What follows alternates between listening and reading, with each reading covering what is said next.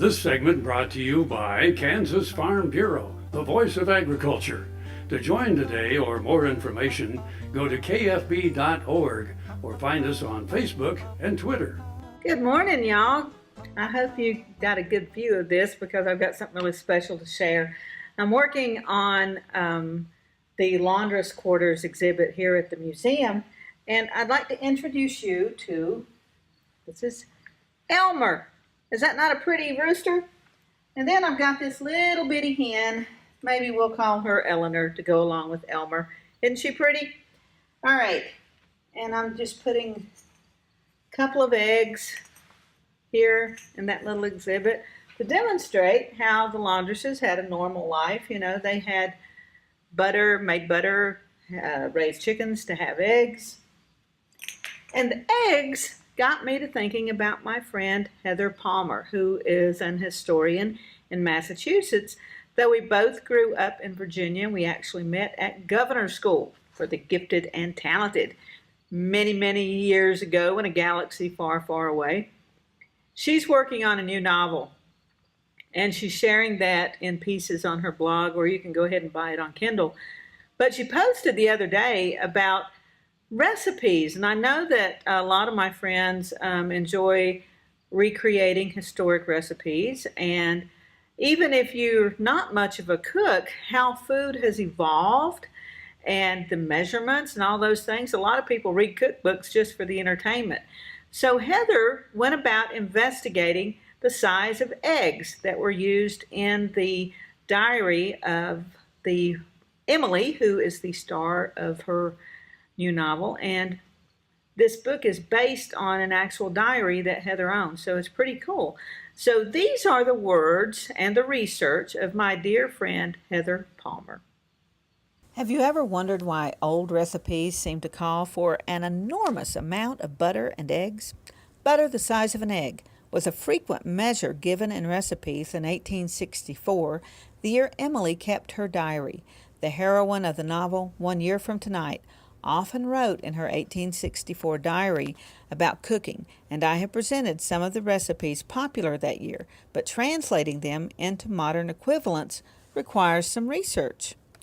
According to the Food and Drug Standards for 2018, chicken eggs are graded from small to jumbo, with weight ranges from 1.5 ounces an egg to 2.5 ounces an egg.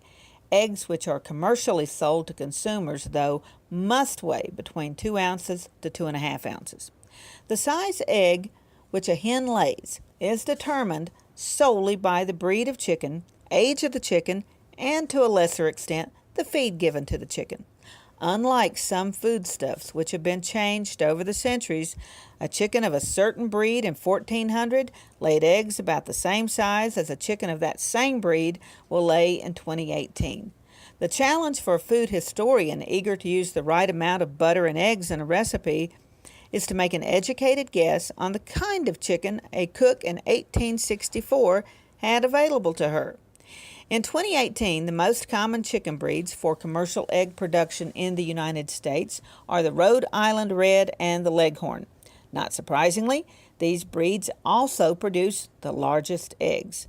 If they were the chickens to which Emily had access, she would have put about 2.5 ounces of butter into her recipes, which called for butter the size of a hen's egg. According to the extant farm records, however, it is possible that the most common chicken in farmyards in 1864 was the Hamburg. Favored for its prolific laying and tender meat, the Hamburg hens lay eggs that average just about 1.6 ounces.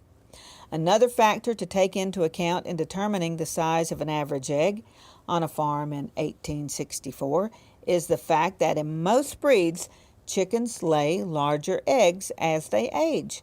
Farm practice in the 1860s was to keep cycling through chickens so that the ones used for meat were still young and tender. This means that the typical farm wife in 1864 may have been using eggs which were just about 1.25 ounces. Armed with this information, suddenly recipes from the 1860s that seemed to call for an enormous amount of butter and eggs seem much less rich. 1 year from tonight is on Kindle and at the website listed below. Wow, that's it for today. I'm Frank, and out in western Kansas, she's Deb. And we'll see you somewhere around Kansas. Closed captioning brought to you by Ag Promo Source. Together we grow. Learn more at agpromosource.com. Let me tell you, Kansas is more than tornadoes. We're the best part